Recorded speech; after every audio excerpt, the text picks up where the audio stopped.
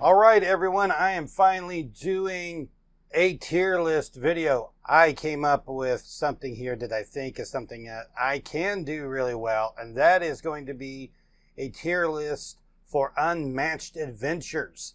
That's right, this is going to be a tier list for the different fighters and how well they all do in UMA. Now, of course, Unmatched Adventures, or UMA, is the game mode where it's a cooperative game and you take on either Mothman or the Martian invaders. So I'm going to go through a number of things here first before I get into the video. Right now, this is summer of 2025. This is slightly after Battle of Legends Volume 3 has came out. And we are going to rank all the fighters up to that point, which is going to be 63 fighters right now. My tiers are going to be S, A, B, C, D, and F. Some of the fighters need house rules to really function in UMA. There's a few that literally won't work. There's some that get kind of confusing. There's some that are just strange. If there isn't something put in there, I will try to mention whenever we are house ruling that fighter. I tend to stick with the house rules that are kind of generally accepted in the community as being normal things to do. One thing that really complicates this list is that Mothman and the Martian invaders play very differently. The minions also all play very differently. There are things that are around on certain ones that aren't on others. There's different things that they do.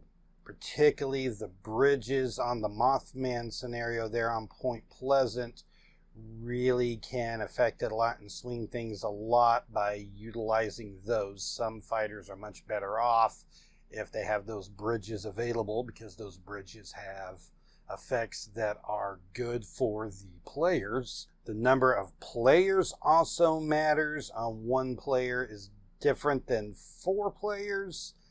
So I tried to get a general feel for the character. We're going to assume more players in most of these scenarios, usually at least 2, but probably 3 or 4. And also inside the individual tiers, I'm not really ranking them so much into tiers. I'm just throwing them all into different tiers.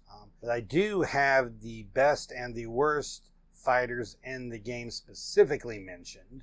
So we're going to start off with the F tier, because F tier, these fighters are just bad in UMA. Not saying that they're necessarily a bad fighter in regular Unmatched, but they are very bad here. Some of these are just bad fighters that have nothing to help them. Some of them just have their mechanics or their main gimmick just not function. And why would you play these fighters? I guess if you want a real challenge and you want to make Unmatched Adventures really hard, you can pick these guys. And friends, don't let friends play F tier. When you have new people coming to play Unmatched Adventures, don't give them these fighters, okay? These guys are just bad. Don't do it. Don't be that guy. All right, we are going to start off with Angel. Okay, Angel is bad in 1v1, and Angel is bad in co-op, because everything that is wrong with him in 1v1 is still wrong with him in Unmatched Adventures. Nothing improves him, nothing makes him better. He just weighs the whole team down. If you have him, there's just nothing good there. Spider-Man, okay, this is our first fighter that needs some house rules to make him function. His ability is that when he is attacked, the attacker has to state the printed value of the card. Well, they can't really do that. I mean, Mothman's not going to tell you. Mothman's a piece of plastic, so, if you have multiple players, you can have someone read the value to you. Most just say go ahead and just have the opponents just have those villains and minions play the cards face up. Why? Because it doesn't really matter. Even if they're played face up, Spider-Man still can't really do anything. So go ahead and give him a little bit of advantage there and try to help a fella out there. Bruce Lee is one that I am very sad to put down into here because Bruce is a fighter that I really like. But combos just don't do a lot against the villains and minions. I mean, the idea with combos is you keep hitting someone until you run them out of defenses. Then you're just hitting them undefended constantly, and you bring them down and defeat them. Well, it doesn't really work there because they never run out of defense cards. They are going to have a deception show up at some point, but you're just as likely to hit a deception on a single attack there. I guess throwing a bunch, you can make that come along and get a hit at some point, but his attacks tend to be very low value. It takes a lot for him to really be able to get a high attack value, but like the momentous shift or the momentous jeet with a couple of nunchaku can get up there, but that's about all he can really do, and he can do that once in the whole game. He also has low health and does not have any healing, so it's just not a good time for Bruce here. Daredevil. Daredevil's main gimmick doesn't really work against villains and minions. He tries to exhaust out his opponent by going infinite and just going on forever. Well, the villains and minions don't exhaust, and also you're on a timer. You've got to get this done either before all the bridges are destroyed or all the symbols come out. You're not just going to wait them out that long. You're going to have to go in there and fight them, and it just doesn't really work. So Daredevil, unfortunately, not so good. Winter Soldier, well, he's got the same problem as Daredevil, except he's got some other issues there in that he can't really handle pressure because he doesn't have a lot of card draw. His defenses are kind of The one plus he may have here is that a lot of the negative effects on his card don't really do anything when you're playing them against the villains because they don't draw cards, so it doesn't really do a lot. And so we've got our 5 guys here in the F tier. I do put 5 guys in the F tier, but that's hamburgers. Next, we'll go to the D tier. Okay, these fighters just aren't good. They aren't like broken like these other ones. But, it's not saying much that you're not like completely busted. You want a more reasonable challenge? These are ones to look at here. Squirrel Girl. Well, the villains and minions ignore squirrels. That's kind of good and kind of bad. It means that they just run through them to get to you, so the squirrels don't deter them, which means they could be right in the middle of all of them when their effects go off. They have a lot of AoE effects, area of effect, which basically does ping damage to things around. That just wipes out squirrels en masse. And then, what is Doreen without her squirrels? Well, she's nothing. She can't get any of her effects off without squirrels. Elektra. Okay, Elektra is one of the most oppressive fighters in regular Unmatched. Not so much here because her gimmick and the things that she can do don't really work here.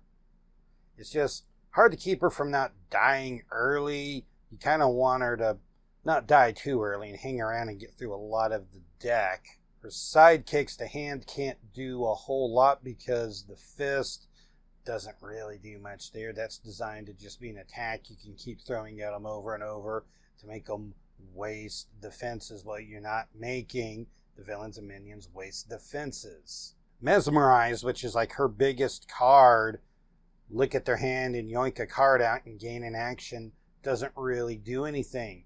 So when Mesmerize really doesn't do anything, the Wombo combo doesn't really work, which is hang around long enough to get both Mesmerize in your hand, die, pop up next to them, have Fist hang around, look at their hand twice, pull out cards, pull out the only defenses, go in there, have the hand throw the fist at them, keep gaining actions and throwing those cards back, and then finally throw some big numbers at them with Elektra herself and knock them out. That doesn't work here because you don't run them out of cards. You can do it, but it's not any different than just anyone else just going up and attacking them.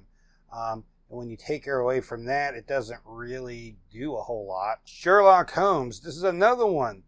that's like one of those S tier fighters in 1v1 way down the list in UMA because his gimmick doesn't really work. Discard effects don't do a lot. I mean, let's just look at the top card, throw it away. That's their hand, is the top card of the deck. He has a bunch of schemes that just don't do anything against the villains. So it's like a lot of his deck, a lot of his things that he would normally use isn't there. You also need to house rule that villains should be treated like heroes because he has effects that only affect heroes. And technically speaking, according to the rules, villains are not heroes. Invisible Man. This is another one that has like a big gimmick that he does. And that is trying to exhaust and just wait them out. Well, you don't exhaust villains and minions. And really, the exhaustion strategy is pretty much all that Invisible Man has. He's got a low card draw, which kind of goes along with that exhaustion theory.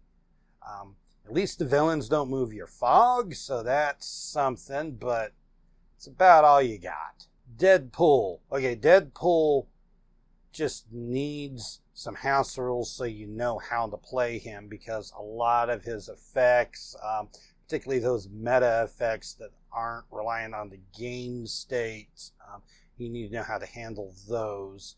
Generally, most will play it where he gets all of the effects, except for the Logan effect on the ability.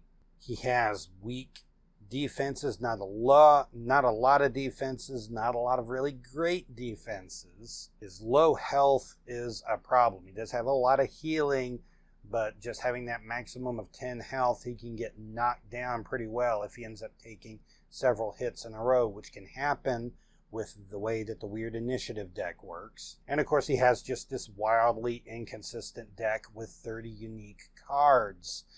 That's one of his big problems in 1v1. It's kind of what makes him fun, but it's also what makes him not particularly good there. If the cards come in the right order, he can do really well in UMA, but they have to come in the right order, and more often than not, they don't.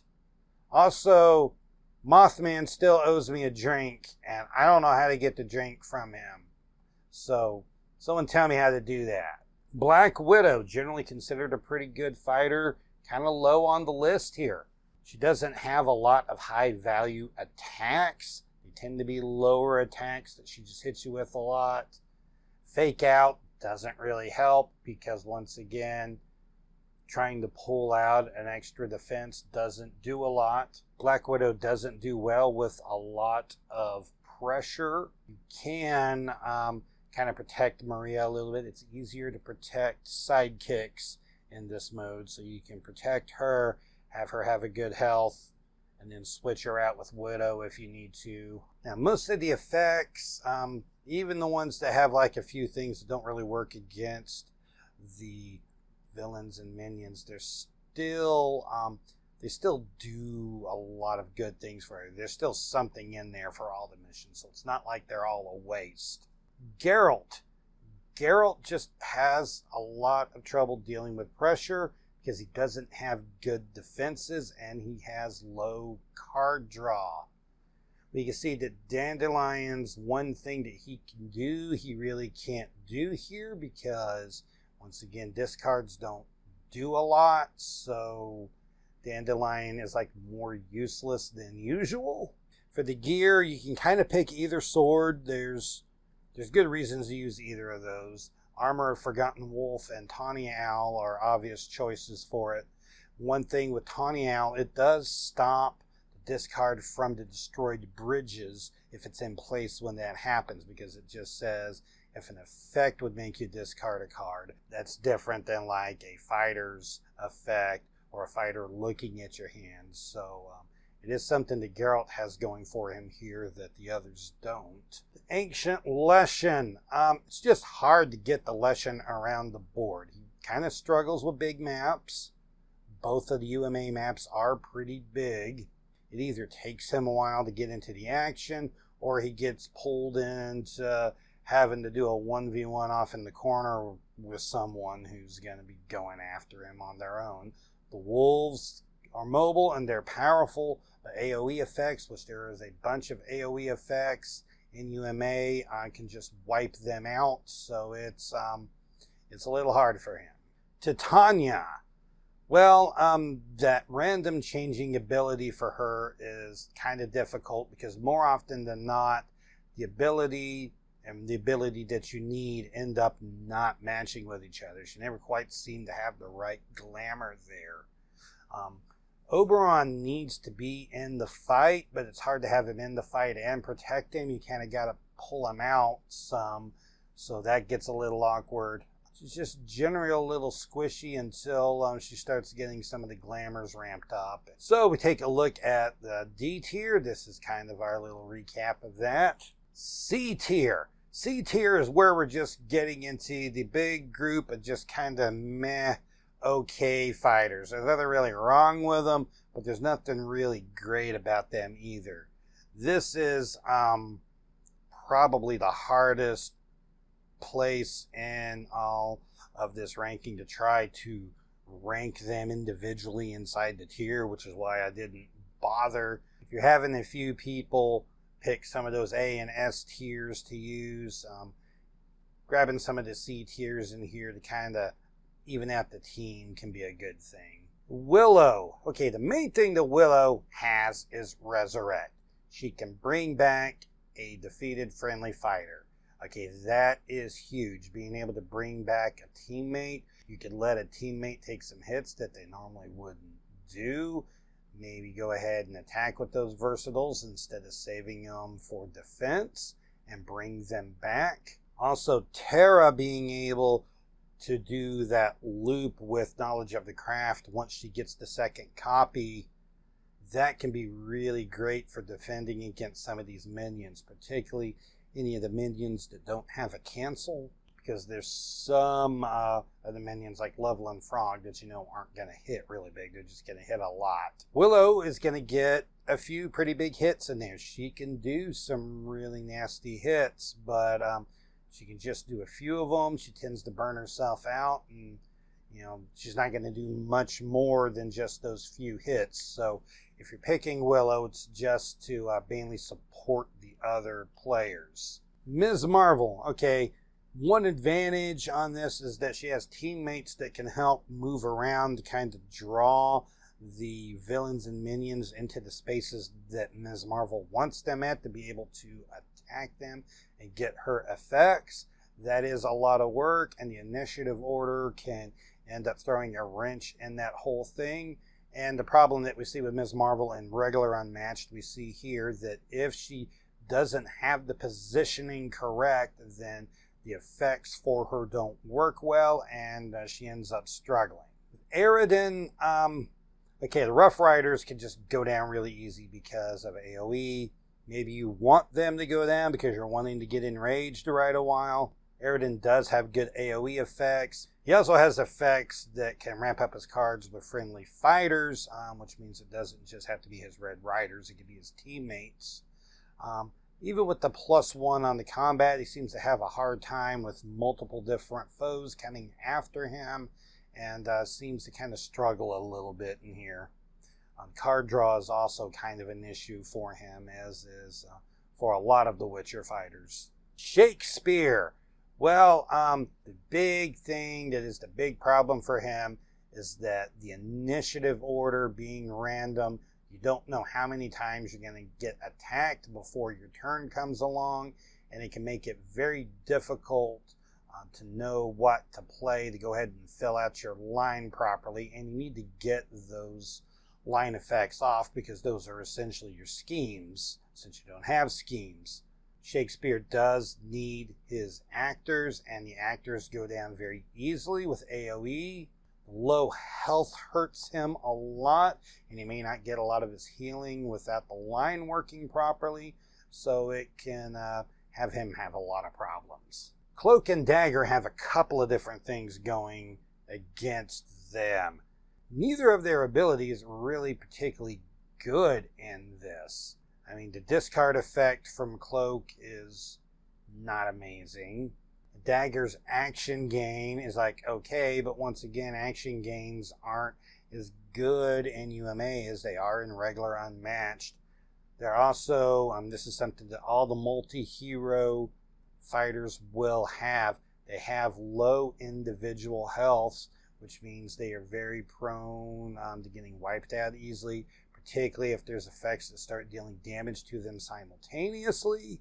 Loki. Well, Loki needs some house rules because playing him in Unmatched Adventures, you got to figure out how to deal with his tricks and some of his other effects. Fortunately, Gary, who is the creator of the character, made a list of his recommended house rules.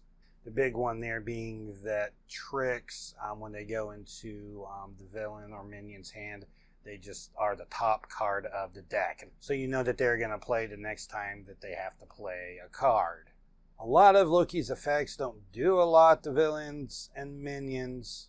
Knowing what the top card of the deck is going to be is really good because, you'll know that Loki's card is on top there and what that card's going to be. One thing that can be a little bit problematic, particularly if villains end up moving at the wrong time when fighting Loki, they can end up with one of Loki's tricks in their hand, move to somewhere else, and then end up attacking Loki's teammates with his cards. But he has ways to deal with those numbers that his teammates don't, so that can be a little bit more problematic for them. Blackbeard. Okay, Blackbeard's weird because you technically play him without house rules, but I don't really think it's the way he's supposed to be played. If there are no house rules, then since the villains and minions never choose to do anything, they will never choose to spend their doubloons. So all of Blackbeard's effects go off. Blackbeard never gets any doubloons himself other than the two he starts with and the two he gets through schemes to be able to use the gain actions. Not that action gains are huge in this. Really, a lot of people recommend having him flip a coin to see if the opponent will end up canceling the effect or not with the doubloon. Even with all that, he can still have trouble with pressure. His Sea Dogs can go down pretty easy. So, there's some things in there that can be bad for him. Siri. Okay, well, it takes Siri a while to get her source cards in the discard pile. But she gets them built up and they get stronger. Siri hates this one trick that the Jersey Devil can do. Yeah, that's not good. Jersey Devil taking away a chunk of her discard pile is just removing source cards, and now her power goes down there, and she can end up not having enough in there to be able to get the effects later in the game. So Jersey Devil is really bad for her. She can have trouble with lots of pressure. Her defenses are okay, but she has really low card draw. So again, low card draw is always problematic in UMA. Pandora. Just the randomness of the effects coming out of her box is it's just really rough there.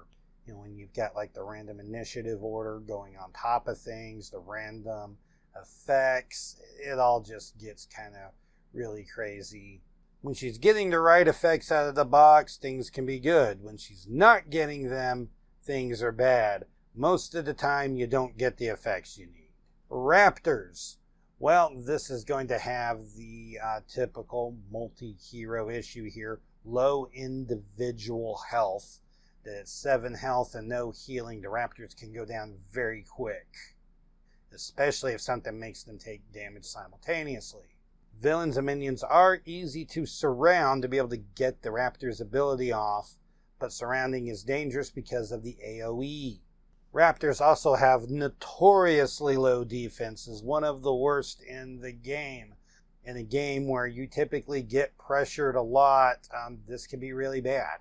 Yennefer and Triss, well, they suffer from that typical Witcher set issue of very low card draw.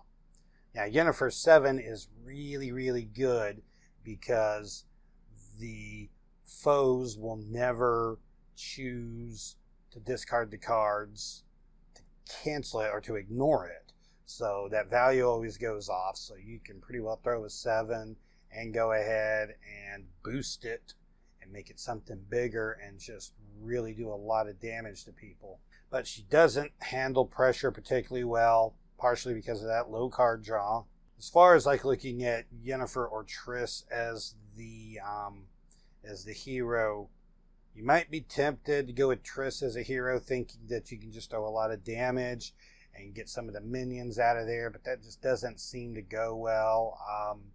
Yennefer's ability always seems to be the better one to go with. Ghost Rider. You'd think that vrooming would work better than it does, but it doesn't, and that's because your Hellfire is just not always available to you, and you don't always want to spend it to just vroom and do 1 damage. He doesn't have a lot of card draw.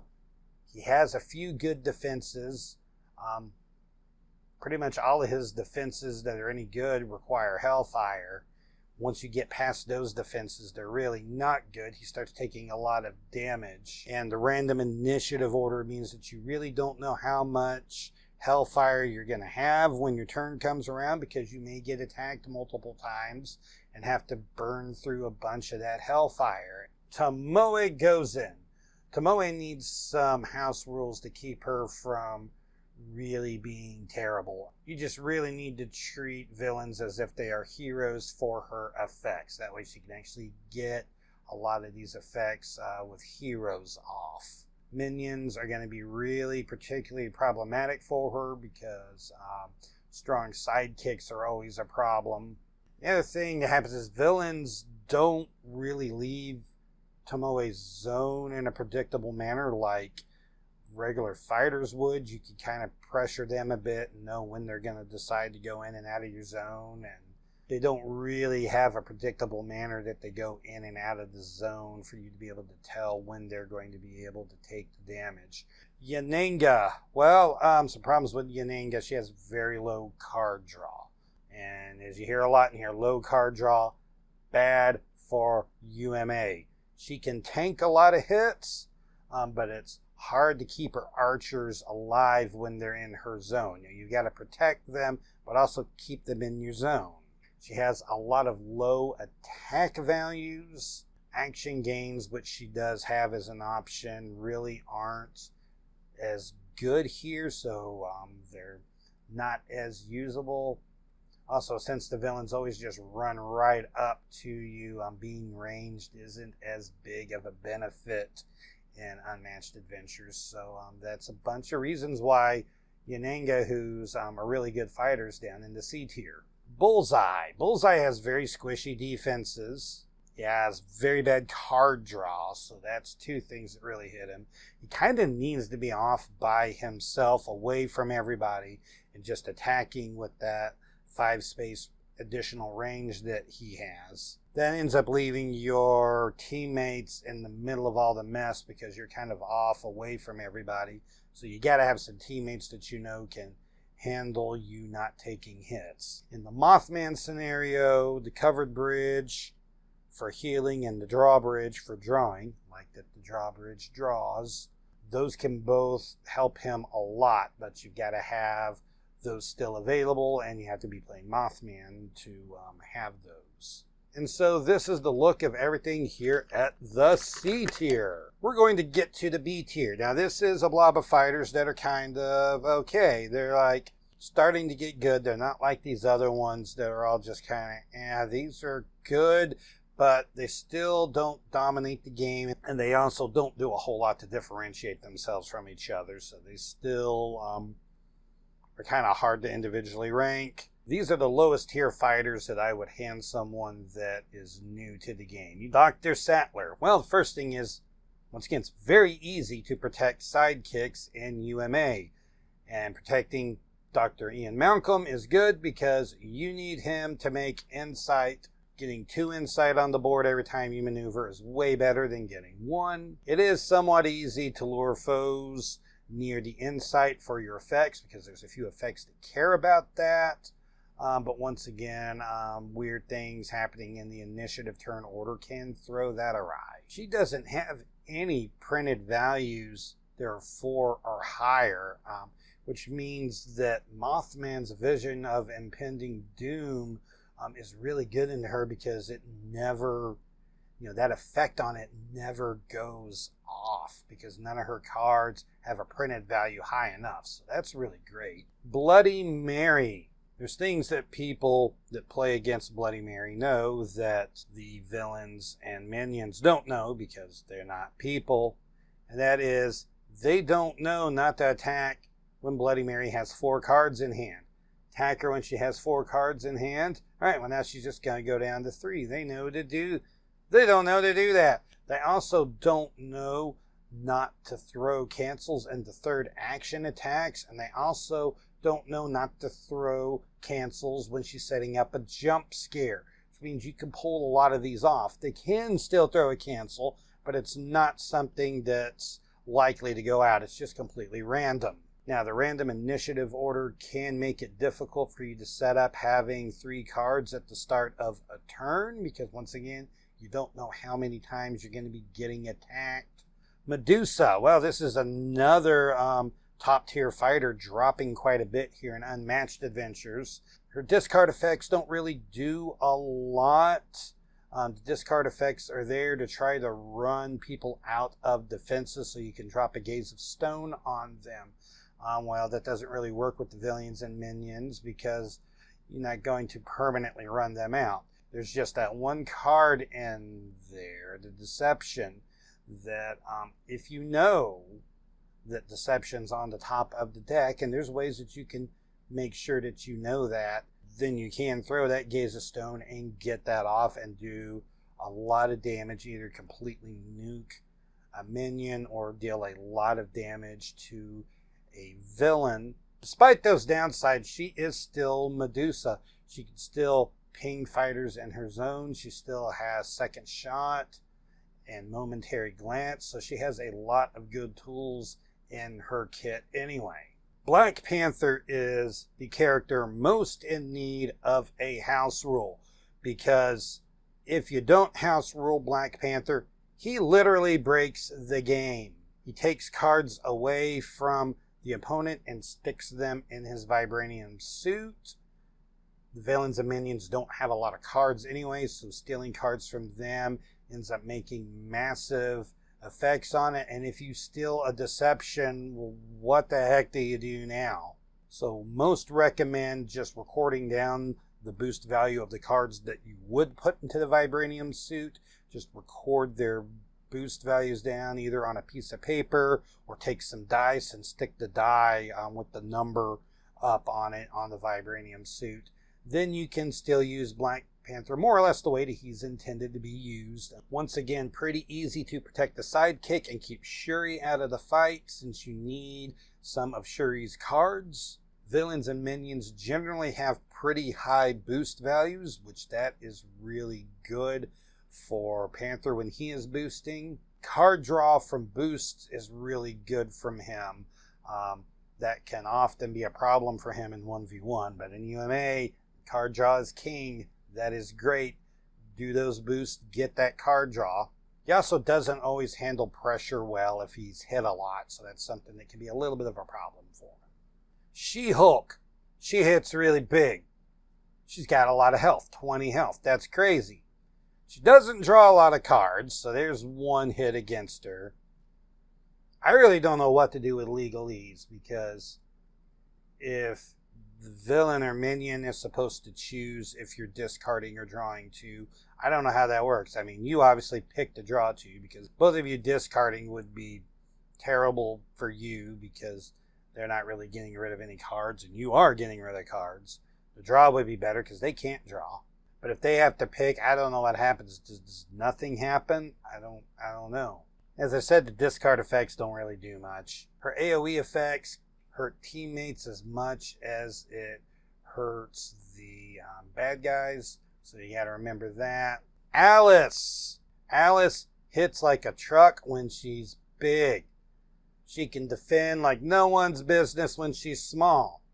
But the random initiative deck order can really throw a wrench into figuring out what size you are going to be, because you generally plan out, you know, when you're going to be attacking, when you're going to be defending. You've got those cards that change size set up there. You don't necessarily know how many times you're going to get attacked, and it's harder to make sure you're the size that you want to be on your turn. She's also really low health, and that's not good. A lot of villains have cancels that they can attack with. And that's a problem for Alice, because if it gets thrown into Looking Glass, it can really mess things up for her, because she's not getting that healing and not getting the other effects off of it that she wants. Buffy, my girl Buffy, she's here in the B tier, which is like way higher than where she usually hangs out at. Most people put her like D or low C. So Buffy has very good defenses. She has possibly the best defensive package in the game, and I'm being serious that it is really good. She has lots of AoE, can do damage to the bad guys and throw them around. Very mobile, lots of movement on her cards. She also has that ability that lets her move through opposing fighters, which lets her get to where she needs to. She's not going to get blocked off. She's kind of lacking on the offensive numbers, and that's really Buffy's biggest hit in general, is just not having enough attacks in the tank there. That you're doing good, you're going through everything, and then you kind of run out of deck and you haven't gotten the job done. Also, leave Giles at home. The discard effects aren't that great here. You want Xander with his extra combat cards. Chupacabra. Chupacabra is very aggressive, and he has good attack values. Chupacabra is also rewarded with card draw when he is aggressive, which you want to be aggressive in Unmatched Adventures, and you want card draw in Unmatched Adventures. So this seems like a very good thing here. His defenses aren't great. So if he gets caught in a bad spot, he can start taking a lot of hits really bad. That's what stops him from going up higher, is just the defenses being very squishy. King Arthur, another one, usually low down on the list, moved up a lot. Why is that? Well, King Arthur's ability can be canceled. When you see that he is boosting an attack, you can throw a cancel and that boost goes away. Well, the villains and minions don't specifically target when he is boosting. They can hit him when he's boosting with a cancel, but it would be completely random. It would just be like any other card out there. So you have a much better chance of getting these boosted attacks off. He does have pretty good card draw, and he has pretty good mobility, so that helps him get around and do what he needs to do. You can protect Merlin pretty well, kind of keep Merlin out at range and able to attack from range without having to be in the middle of the fray. And Command the Storms is absolutely bonkers and cooperative Unmatched. Like, it may be the most crazy card that is out there. Being able to rearrange the co-op board to that extent is kind of insane. Houdini, well, obviously, boost tricks. Great, we love the boost tricks. Your schemes get a little bit different here. Set the Stage and A Magician Never Reveals His Secrets are both really just used for card draw, because the discard effect on Set the Stage isn't going to do anything, so you just need Bess around so that you can play that for card draw. A Magician Never Reveals His Secrets. You can be forced to discard cards, but the opponents are never going to look at your hand because they can't look at your hand. So there's no reason to keep that card around in your hand and reveal it. You may as well just spend it and get the card draw, which you need the card draw. You can protect Bess pretty well by keeping her out of things, and then you can swap with her if you need to and have her take a few hits. She can't take a lot of hits because she's only 5 health, but it is an option for you to do that. Philippa. Okay, this is our highest ranked Witcher character, and that is because she has the card draw built into her ability that at the end of her turn, she can draw up to 4 cards, which means at the end of your turn, you're never completely out of cards. That's huge because you can do what you need to do on your turn and then draw some cards up to hopefully get some more defenses. Dijkstra's scheme is just about discard. That doesn't do a lot, which means that Dijkstra doesn't have anything really unique. He can play innies and like take hits for you instead of you or your teammates taking those hits, but that's about it.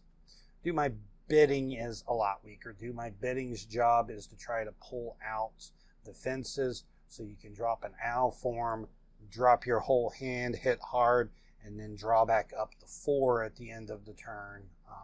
You really aren't able to do that with Do My Bidding. Really, your best option is to try to drop an owl form when you know that Deception is on top of the deck, but that can be a little bit hard to set up sometimes. Little Red, well, auto damage is good against anybody. Very easy to protect Huntsman. Once again, you can kind of keep him away, although his one big attack that he does have is something you want to have him be right up there adjacent to them. It's harder to line up the symbols in your basket with the random initiative order. Once again, not knowing how many times you're going to get attacked can end up making you play cards out of sequence and not end up with the symbols that you really want.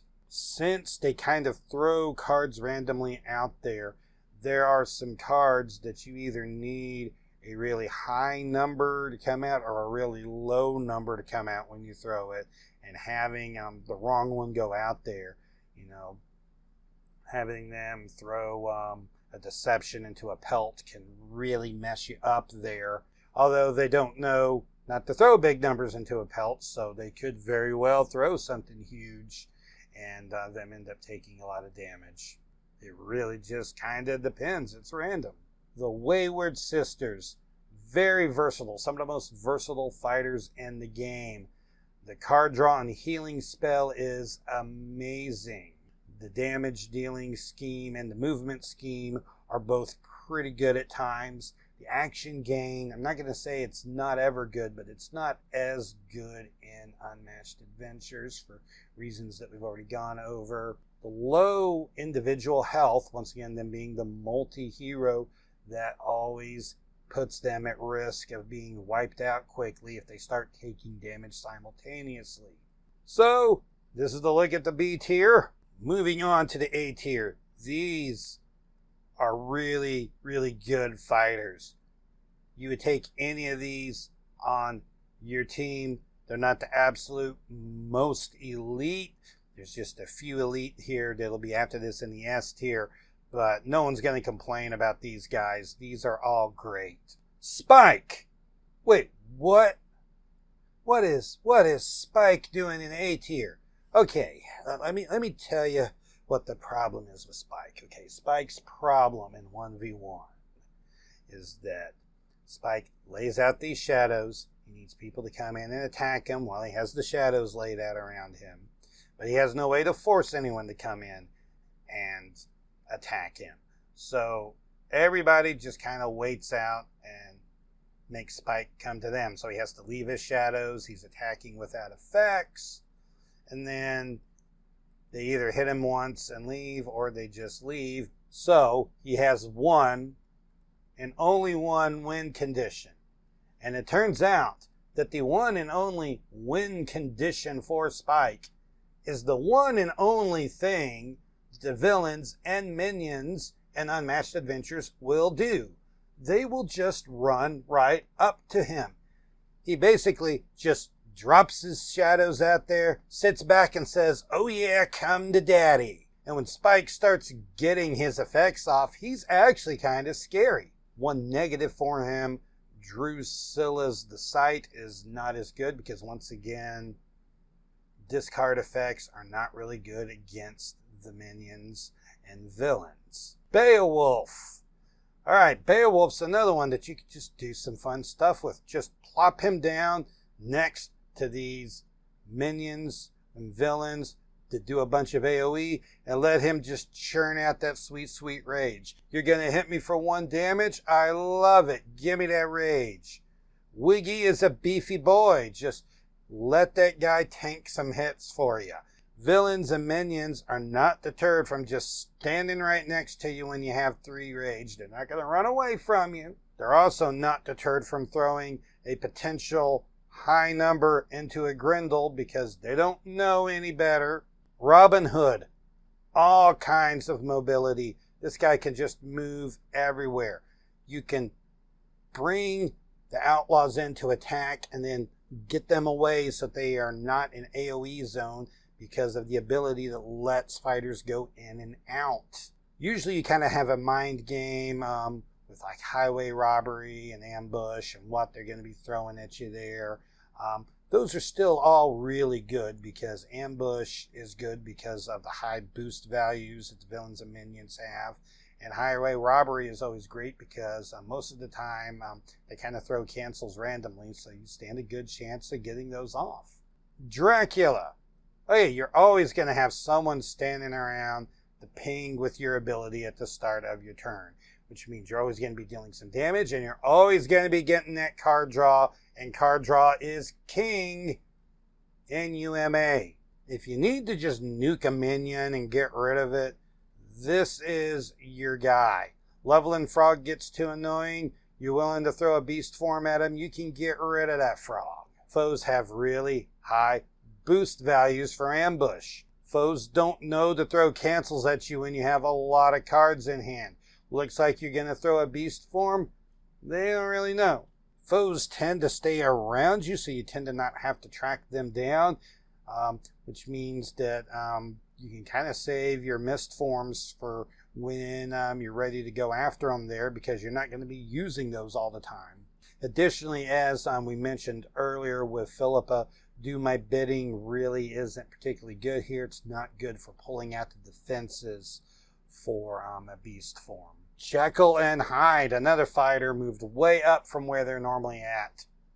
Lots of very good defenses when you are chilling as Dr. Jekyll. You can use all those Dr. Jekyll defenses and just tank for the team. Foes don't know to throw cancels at Mr. Hyde to try to stop a Forever Hyde or a Duality of Man attack. Since the villains and minions tend to swarm around and tend to move in on you, it's actually possible to go the entire game without ever maneuvering as Hyde and never taking any of that movement damage. Also, this is more just a strategy thing, but save your versatile innings for defenses for Mr. Hyde, because Hyde's going to take some hits after he goes in there and does his Hyde thing.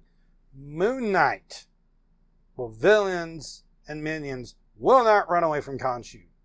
Also, villains and minions will attack Mr. Knight, which is two things that most fighters don't do. They're not going to hang around Khonshu. They're going to run away.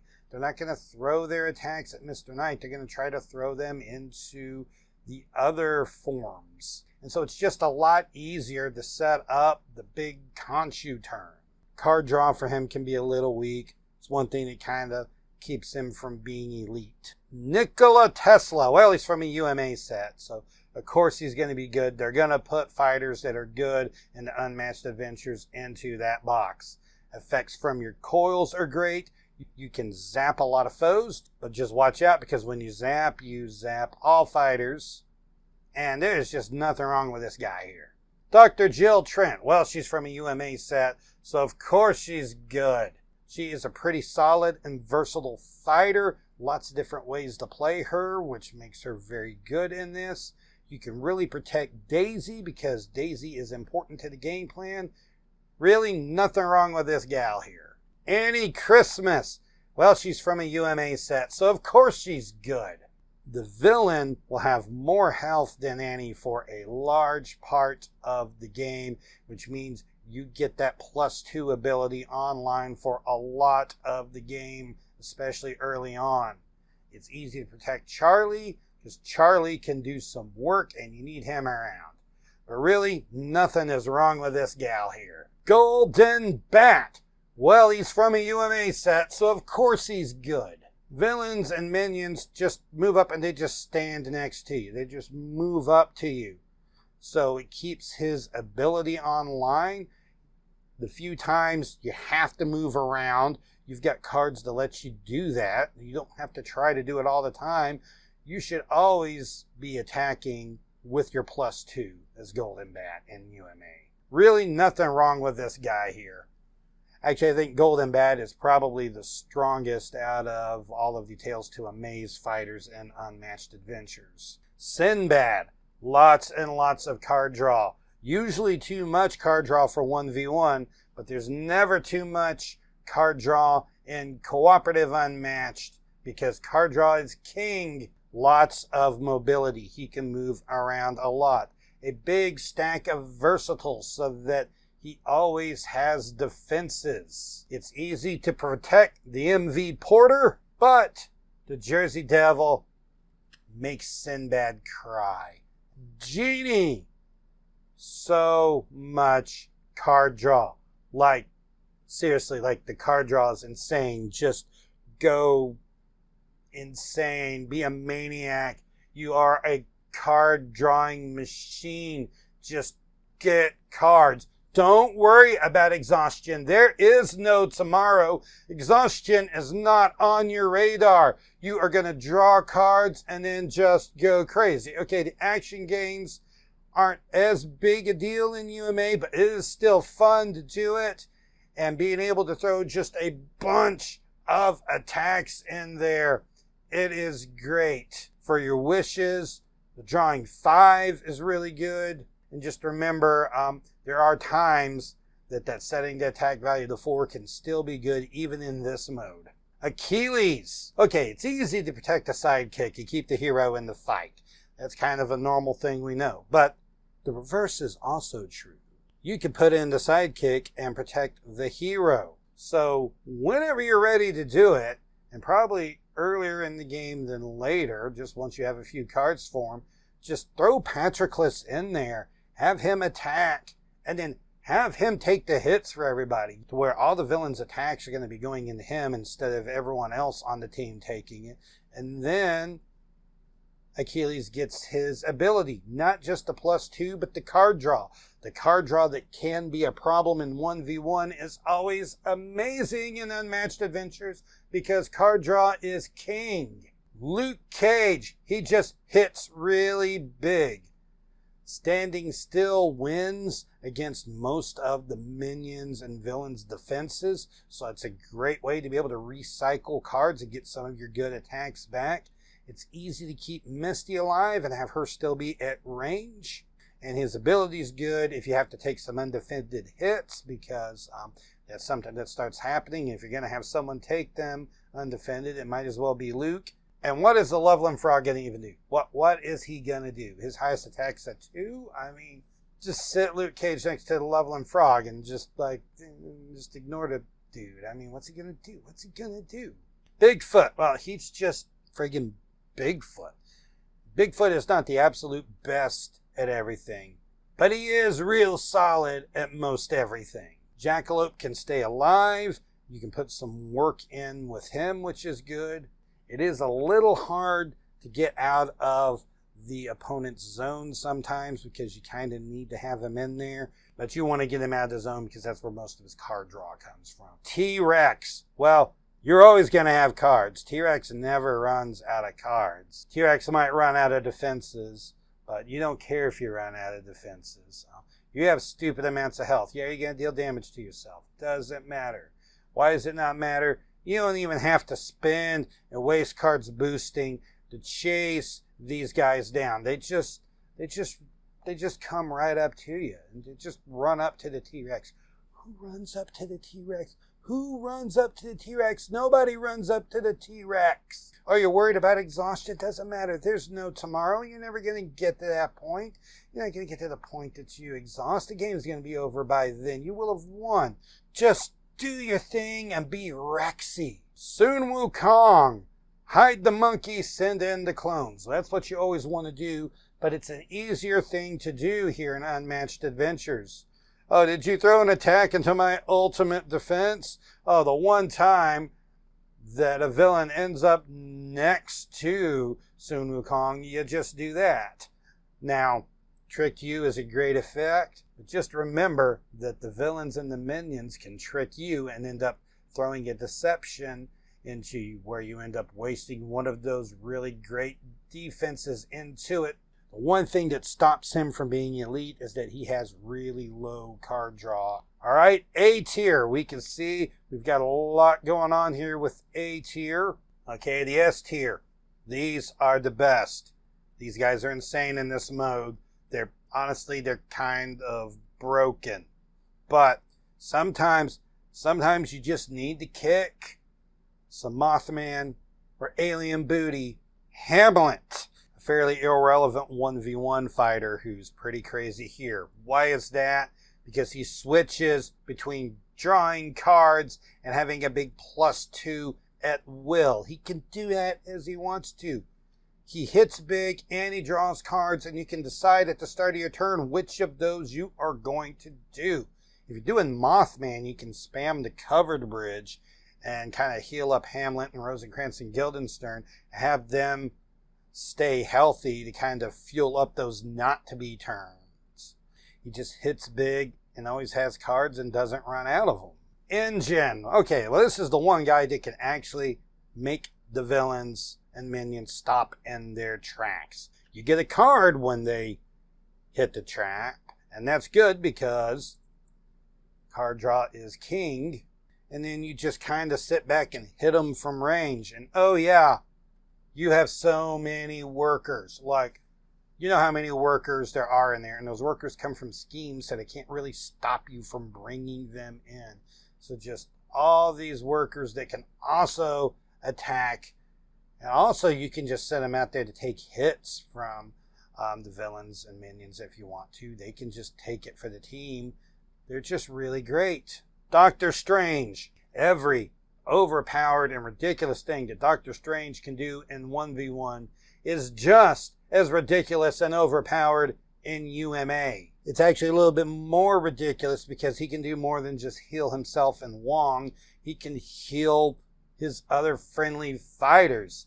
I mean, this guy's ridiculous and overpowered, and it just carries over here. He's crazy. And the last one, this is going to be the one that I will declare the best fighter in UMA, Oda Nobunaga. I mean, he just adds +1 to everyone's cards, to their attack cards and to their defense cards if they're in his zone. Not just his honor guard, it is friendly fighters. So everybody else, all of his teammates. He also heals his teammates. He's got cards that heal teammates. He will heal all the friendly fighters. It doesn't matter that he's weak. He's just so ridiculously helpful that it helps out the team so much that you're fine to have him there. Really, he is the ultimate Unmatched Adventures fighter. And just remember once again that these are not really ranked inside the individual tiers. They're just kind of thrown into tiers. And yeah, it's a little hard for all scenarios because the different UMA scenarios are different. But this is still a pretty good look at what I think all the fighters end up at here in Unmatched Adventures. So, did you find this video useful? Well, you can give it a thumbs up and a like. You can go down into the comments section and let me know what you think down there. And you can also subscribe to my channel. Make sure you catch everything that I post so you don't miss anything.